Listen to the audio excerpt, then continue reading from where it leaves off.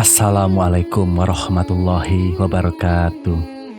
Alhamdulillahirabbil alamin. Wassalatu wassalamu ala asyrofil anbiya wal mursalin. Sayyidina wa maulana Muhammadin wa ala alihi wa sahbihi ajma'in, amma ba'du. Halo teman-teman, bagaimana kabarnya? Semoga kita selalu diberikan kesehatan dan perlindungan dari Allah Subhanahu wa ta'ala. Amin amin ya rabbal alamin. Tiap orang tua tentu akan memberikan segala yang terbaik bagi anaknya. Begitu pula, sudah sepantasnya sebagai anak harus kembali berbakti kepada kedua orang tua. Bahkan dalam ajaran Islam, berbakti kepada orang tua hukumnya wajib. Ibu sudah mengandung selama 9 bulan, menyusui dan merawat anak-anaknya hingga besar. Sementara ayah akan mengupayakan segala hal terbaik untuk anak-anaknya. Tak ada alasan apapun yang memperbolehkan anak melawan orang tuanya. Ajaran Islam sangat memperhatikan hubungan antara anak dan orang tua. Anjuran untuk berbakti dan berbuat baik kepada orang tua sudah tercatat dalam beberapa ayat Al-Quran. Hal ini ditegaskan dalam firman Allah di surat Luqman ayat 15, berbunyi, "Dan kami perintahkan kepada manusia berbuat baik kepada orang tuanya. Ibunya telah mengandungnya dalam keadaan lemah yang bertambah. Bahkan menyusukan pula selama kurang lebih 2 tahun. Maka dari itu, bersyukurlah kepadaku dan kepada kedua orang tuamu. Hanya kepadaku sajalah tempat kamu kembali."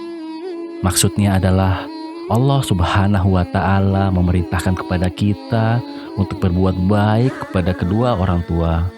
Ibu telah mengandung dan menyusui, dan kita wajib bersyukur atas itu.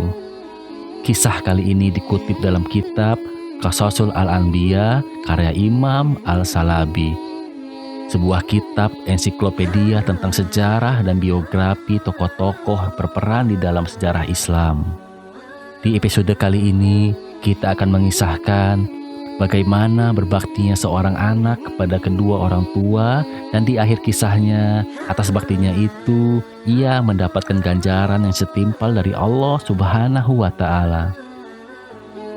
Dan baiklah, kita mulai saja kisahnya. Kisah ini terjadi di zaman Nabi Musa alaihi sholatu wassalam. Setiap kali Nabi Musa hendak bermunajat, Nabi Musa naik ke Bukit Tursina. Di atas bukit itulah beliau akan berbicara pada Allah Subhanahu wa ta'ala. Perlu diketahui sahabat-sahabatku, Nabi Musa adalah satu-satunya nabi yang bisa berbicara langsung dengan Allah Subhanahu wa ta'ala. Nabi Musa sering bertanya kepada Allah, dan Allah akan menjawab pertanyaan beliau pada waktu itu juga.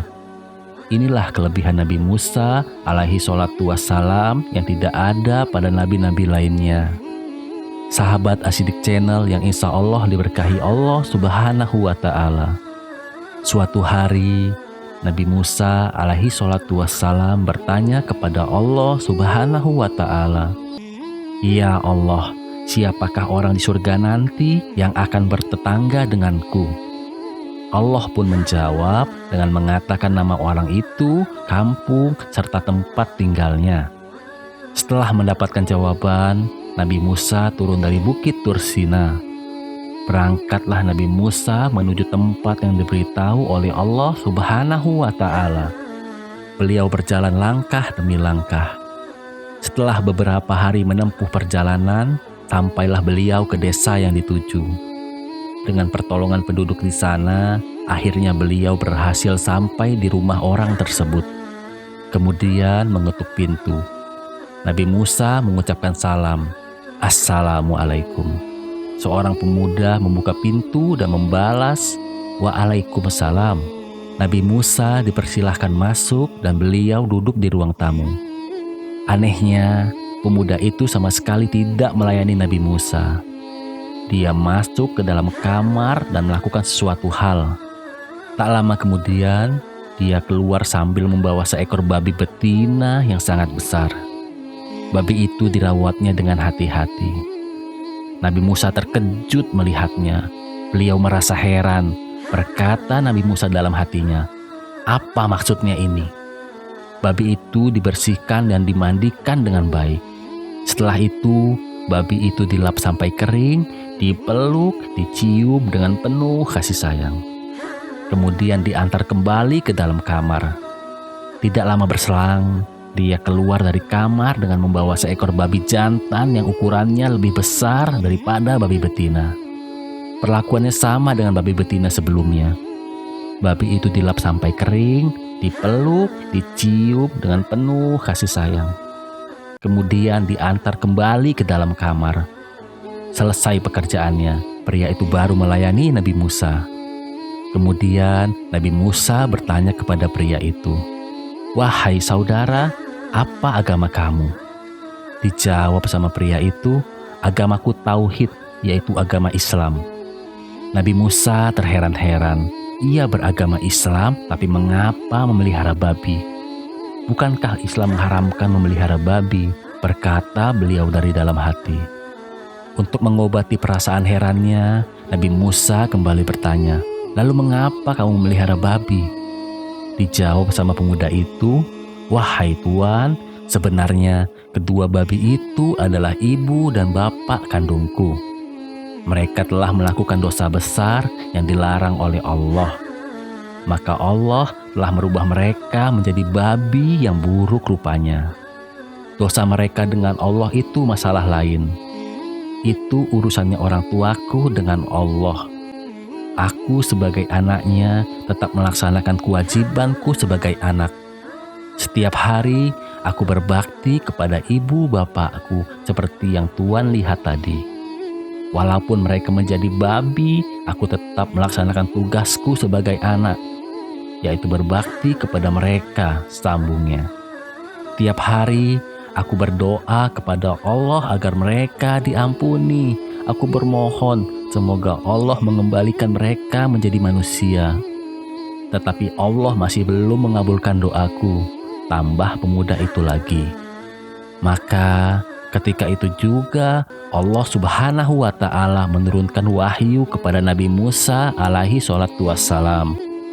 "Wahai Musa, inilah orang yang akan pergi dengan kamu di surga nanti. Karena baktinya yang sangat tinggi kepada kedua orang tuanya. Walaupun ibu bapaknya sudah buruk dengan rupa babi, ia tetap berbakti. Oleh karena itu, kami naikkan derajatnya sebagai anak soleh di sisi kami." Di firman kedua, Allah Subhanahu wa Ta'ala berkata, "Oleh karena dia telah berada di tempat anak yang soleh di sisi kami, maka kami angkat doanya. Tempat kedua ibu bapaknya yang kami sediakan di dalam neraka telah kami pindahkan ke dalam surga.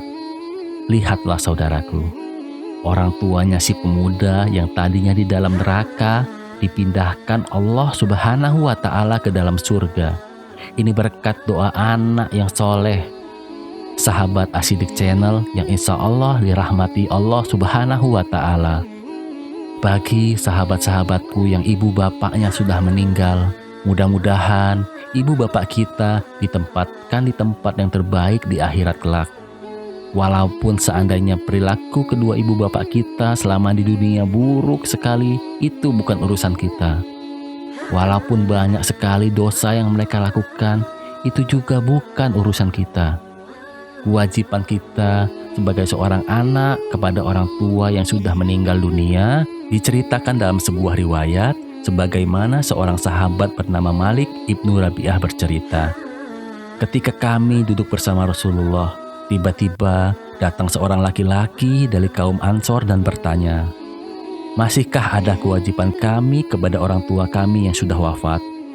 Kemudian Rasulullah Shallallahu Alaihi Wasallam menjawab, 'Ada 4 macam kewajiban kepada mereka, yaitu mendoakan mereka, meminta ampunan untuk mereka, melaksanakan pesan-pesan mereka, memuliakan sahabat mereka, menyambung silaturahmi teman atau sahabat orang tua.' Itulah kewajiban kita kepada mereka sebagai bukti kita berbuat baik kepada keduanya setelah mereka wafat. Doa anak yang soleh akan membantu kedua ibu bapaknya mendapat tempat yang baik di akhirat. Inilah yang dinanti-nantikan oleh orang tua kita di alam kubur. Bagi sahabat-sahabatku yang ibu bapaknya masih hidup, ada 11 kewajiban dalam beberapa surat dalam Al-Quran yang bisa kita lakukan kepada orang tua kita, yaitu berbuat baik kepada kedua orang tua, bersyukur kepada kedua orang tua, tidak berkata ah atau kasar, tidak membentak, bertutur kata yang baik atau sopan, merendah di hadapan orang tua, mengasihi orang tua, selalu menyenangkan hati orang tua, mendoakan orang tua, meneruskan perjuangannya dan senantiasa menjalin hubungan baik dengan orang-orang yang pernah menjadi teman baik orang tua kita. Sahabat Asyidik Channel yang insya Allah diberkahi Allah Subhanahu wa Ta'ala. Arti sayang seorang anak kepada ibu dan bapaknya bukan melalui uang, tetapi sayang seorang anak kepada kedua ibu bapaknya ialah dengan berbakti dan doa kebaikan di dunia maupun di akhirat. Terlebih bagi kita yang masih memiliki orang tua, jangan sampai kita menyesal di kemudian hari, karena terlambat untuk memberikan yang terbaik bagi mereka.